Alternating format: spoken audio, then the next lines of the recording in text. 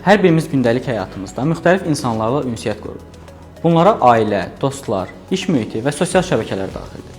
Xüsusilə toxunmaq istədiyimiz məqam sosial şəbəkələrdə və əvvəlcədən tanımadığımız şəxslərlə qurulan ünsiyyətdir. Sosial şəbəkələr hazırda şəxsi məlumatların əldə olunması və sui-istifadəsi üçün ən uyğun vasitə hesab oluna bilər. Dövrümüzün sürətli inkişaf prosesinin müsbət tərəfləri ilə yanaşı, bəzi mənfi məqamlar da var ki, hansı ki fırıldaqçılıqla məşğul olan şəxslər də öz metodlarını təkmilləşdirərək daha inandırıcı üsullarla insanları aldatmağa cəhd göstərirlər. Həmin şəxslər daha çox insanların çətinliklərinə fokuslanmaqla bu istiqamətdə asan həll yolları təklif edərək insanların çətin situasiyalarda olmasından yararlanırlar. Məsələn, hər hansısa kiçik bizneslərlə bağlı dəvətlər, endirim linklərinin təqdim olunması, xaricdə pulsuz təhsil və ya yüksək gəlirli iş təklifləri, həmçinin özünü bank əməkdaşı olaraq təqdim edən şəxslər tərəfindən aşağı faizlərlə uzun müddətli kreditlərin verilməsinə köməklik göstərilməsi təklifləri nəzərdə tutula bilər. Buna görə də cəmiyyətimizdə, xüsusilə də yeniyetmə və gənclər arasında bu mövzuda maarifləndirmə işlərinin aparılması zərurəti də günü-gündən artır. Məsələn, bank əməkdaşı olaraq özünü təqdim edən şəxs kredit vəsaitinin əldə olunması üçün vətəndaşların şəxsi və məxfi məlumatlarını əldə etməyə çalışır. Daha sonra isə bu məlumatlar vasitəsilə ya ciddi maddi zərərlər vurur, ya da maddi zərərlərin vurulması, yaxud onun şəxsi məlumatlarının yayılması hədəsi ilə həmin şəxsi müxtəlif şəkildə insan alvergi qurbanına çevirir.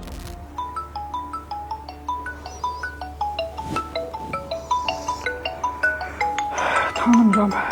Bilmirəm kimdir. Nə nömrədir? Bəli. Buyurun. Bankdan. Buyurun. Necə yəni müdaxilə eləyiblər? Əslində mən nə etməliyəm ki? Hə? Yaxşı. Dedim, mənim kartımı gətir tez. Hə. Görəsən niyə belə olub? Bir dəqiqə gətirir kartı. 16 rəqəmi deməliyəm.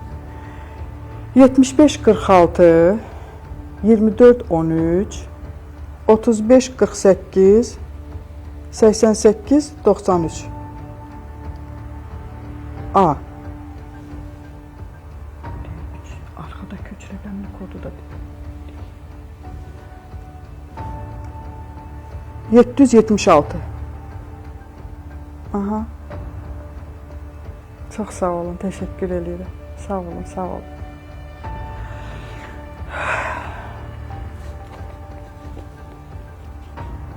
Digər bir fırıldaqçılıq üsulu olaraq sosial şəbəkələrdə müxtəlif alış-veriş saytlarının yüksək faizli endirim kuponlarından istifadə üçün keçidlərin təqdim olunmasıdır.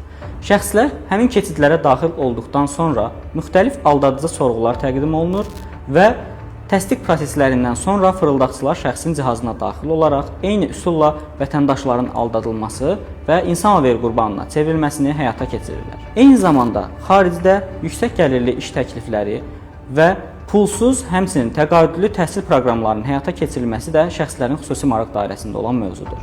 Və bu vasitə ilə şəxslərin xarici ölkələrə çıxarılması təmin olunduqdan sonra müxtəlif formada istismar olunmaları fırıldaqçılar tərəfindən həyata keçirilir. Bütün bu sadalanan yollarla insan alvergi qurbanına çevrilməmək üçün fərdi məlumatların düzgün qorunması və paylaşılmaması, şübhəli keçidləri və təklifləri edən şirkətləri ətraflı araşdırmadan razılığın verilməməsi tövsiyə olunur.